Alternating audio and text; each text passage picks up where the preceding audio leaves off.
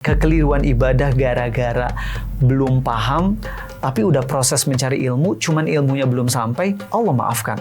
Tapi kalau sekarang, ilmu masif di mana-mana, kita bisa belajar dengan mudah, tapi kita jarang belajar, maka kalau ibadah kita masih ada yang salah, kita nggak dimaafkan tuh. Artinya kita harus taubat sambil terus berusaha mencari ilmu yang benar.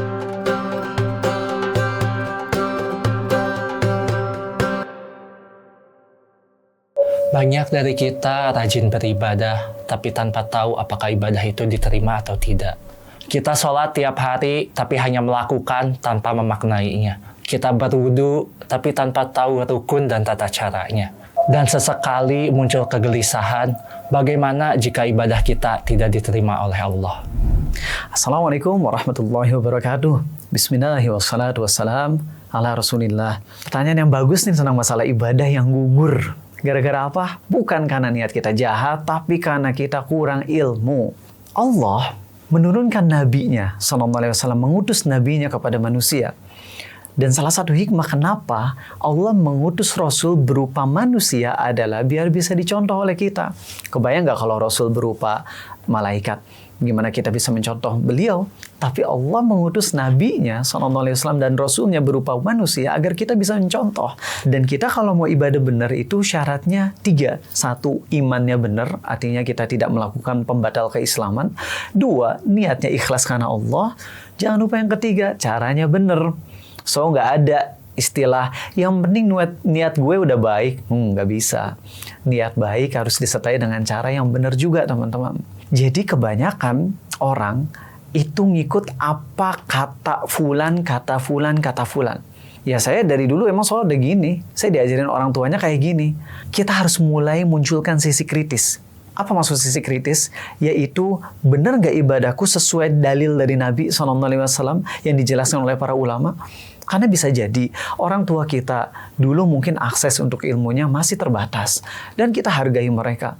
Tentunya kalau orang-orang yang niatnya baik, ibadah sesuai kemampuan, sesuai ilmu yang mereka miliki, mereka udah berusaha belajar, cuman kan dulu akses ilmu belum terlalu masif, sehingga bisa jadi masih ada yang keliru. Insya Allah Allah maafkan.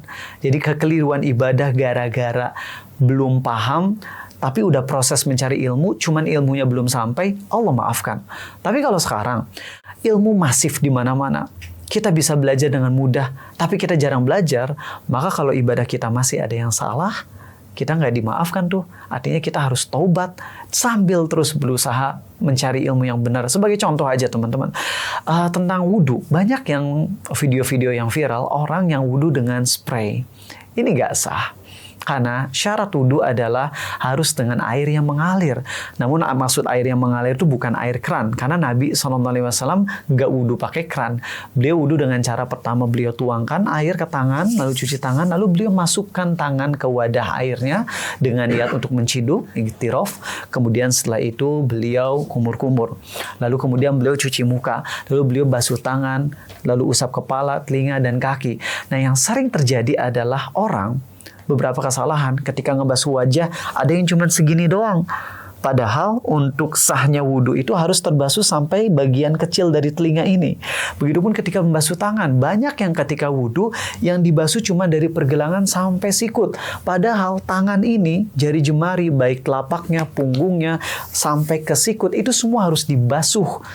Jadi jangan bilang, oh tapi kan tangan saya udah basah. Enggak, tetap harus dibasuh juga. Dari jari jemari sampai sikut. Begitupun kepala, telinga diusap, lalu kaki dibasuh. Banyak yang cuman digoyang-goyang kakinya tanpa diusap. Akhirnya air tidak mengenai seluruhnya. Ini bisa nggak sah. Maka ayo terus belajar. Kita belajar fikih tujuannya untuk memperbaiki ibadah kita. Kalau ada yang salah. Nah kalau kita terus-menerus belajar, ternyata di dalam proses belajar itu masih ada di antara ibadah kita yang keliru, Allah maafkan. Karena kita OTW untuk paham. Tapi kalau kitanya nggak mau belajar, diingetin belajar Islam, males.